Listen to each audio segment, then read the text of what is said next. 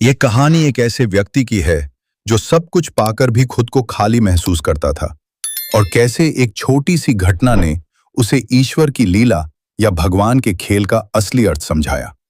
अनसुलझी पहेली और माधव का अहंकार। सोमदत्त नगर के सबसे धनी व्यक्तियों में से एक था माधव। उसके पास भव्य महल, अनगिनत सेवक और व्यापार का विशाल साम्राज्य था। माधव का मानना था कि उसके जीवन में जो कुछ भी है वो उसकी अपनी मेहनत और चतुराई का परिणाम है। वो अक्सर कहता, ईश्वर अगर है भी तो वो केवल मंदिरों की मूर्तियों में है, मेरे जीवन के फैसलों में उसका कोई हाथ नहीं। एक बार नगर में भीषण अकाल पड़ा। माधव ने अपनी तिजोरियां बंद कर ली। उसने सोचा कि यदि वो दूसरों की मदद करेगा तो उसकी संपत्ति कम हो जाएगी। उसी रात उसे एक विचित्र सपना आया। उसने देखा कि एक विशाल शतरंज की बिसात बिछी है। एक तरफ वो स्वयं बैठा है और दूसरी तरफ एक धुंधली सी आकृति जिसके चेहरे पर अलौकिक मुस्कान है। वह आकृति एक एक करके माधव के सारे मोहरे, उसकी संपत्ति, उसका स्वास्थ्य, उसका परिवार हटा रही थी। नियति का पलटवार अगले ही दिन से माधव का जीवन बदलने लगा। उसके व्यापारिक जहाजों में आग लग गई, उसके गोदामों में रखा अनाज सड़ गया और अचानक वो एक ऐसी बीमारी की चपेट में आ गया जिसका कोई इलाज न था। जो हाथ कल तक दान देने से कतराते थे, आज वे खुद सहायता के लिए जुड़ रहे थे। हताश होकर माधव एक पुराने मंदिर की सीढ़ियों पर बैठ गया। वहां उसने एक वृद्ध साधु को देखा जो फटे हाल होने के बाद भी खिलखिलाकर हंस रहा था।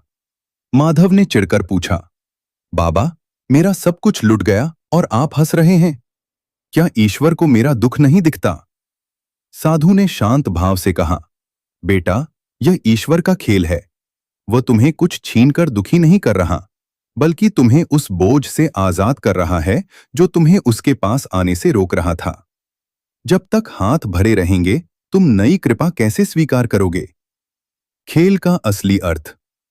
माधव को उस दिन समझ आया कि जिसे वह अपनी उपलब्धि समझ रहा था वह केवल उसे संभालने की जिम्मेदारी थी।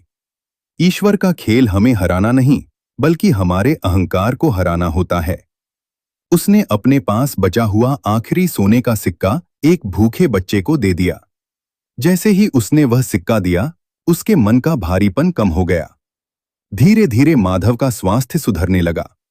उसने फिर से मेहनत शुरू की, लेकिन इस बार वह मालिक वो बनकर नहीं, बल्कि ईश्वर का कारिंदा बनकर काम कर रहा था। निष्कर्ष, भगवान का खेल निराला है। वह राजा को रंक और रंक को राजा बनाने की सामर्थ्य रखता है, लेकिन उसका उद्देश्य केवल मनुष्य को यह सिखाना है कि इस संसार में कुछ भी स्थायी नहीं है। हम केवल इस रंगमंच के पात्र हैं। जब हम अपनी भूमिका को ईमानदारी से निभाते हैं और परिणाम उस महाखिलाड़ी पर छोड़ देते हैं, तभी हमें वास्तविक शांति मिलती है।